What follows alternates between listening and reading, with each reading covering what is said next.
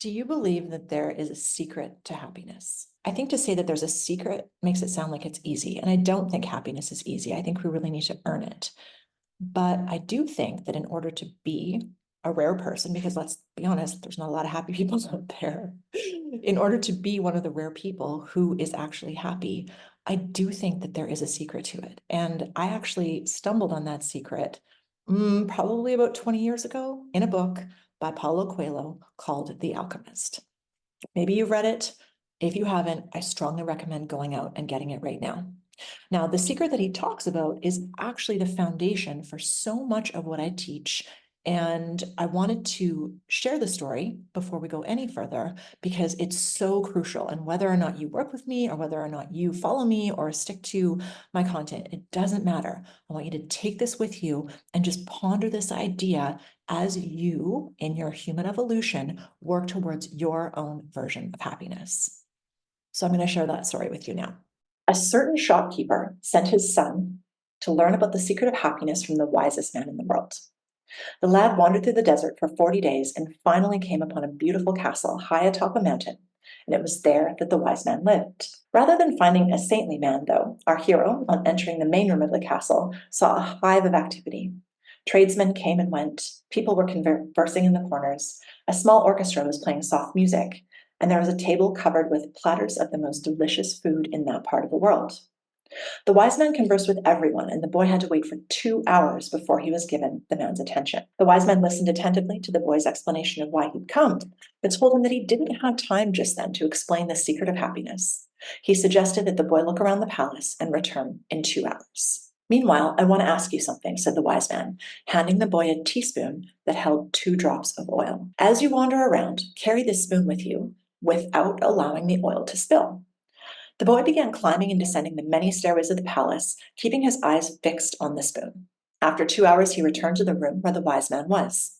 Well, asked the wise man, did you see the Persian tapestries hanging in my dining hall? Did you see the garden that it took the master gardener 10 years to create? Did you notice the beautiful parchments in my library? The boy was embarrassed and confessed that he had actually observed nothing.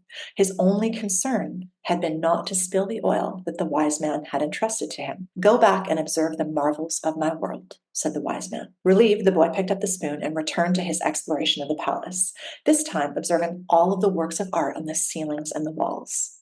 He saw the gardens, the mountains all around him, the beauty of the flowers, and the taste with which everything had been selected. Upon returning to the wise man, he relayed in detail everything he had seen. But where are the drops of oil that I entrusted to you? Asked the wise man.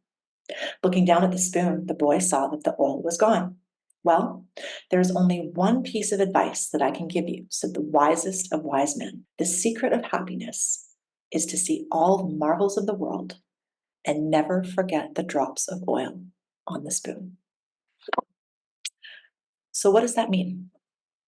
I think we all know what seeing the beauty of the castle means. For me, it's sunrises, it's love, it's art, travel, exercise. But what exactly does it mean to have the oil in the spoon? This is something that I have been somewhat obsessed with for a really long time, is actually determining what does it mean to have your shit together. So here's the question. What does it look like for you to be enjoying the beauty of the castle? Set a timer for 5 minutes and journal on that. Get clear in very simple terms what it means to you to enjoy the beauty of the castle.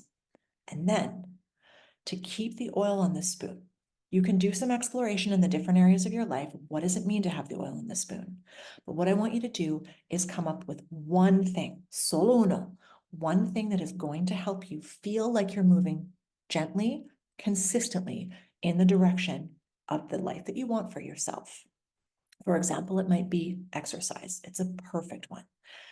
And that's going to help you in 2 different ways. Number one, of course, it's exercise. It helps everybody, right? It helps you physically, helps you mentally, helps you reduce stress. Also, it's going to show you and prove to you, almost more important than the physiological benefits that you're getting from exercise, it's showing you that you can trust yourself and that you are somebody who follows through and who is consistent. So thank you so much for watching this video. I hope that's helpful. And remember, the secret to happiness isn't easy, but it is being consistent with the things that you know you need to do to keep your life together while also enjoying all the beauty of the castle, whatever that looks like to you. So don't forget to get your practice tracker below, and I will hopefully see you over on Instagram at jen.hanover. Bye for now.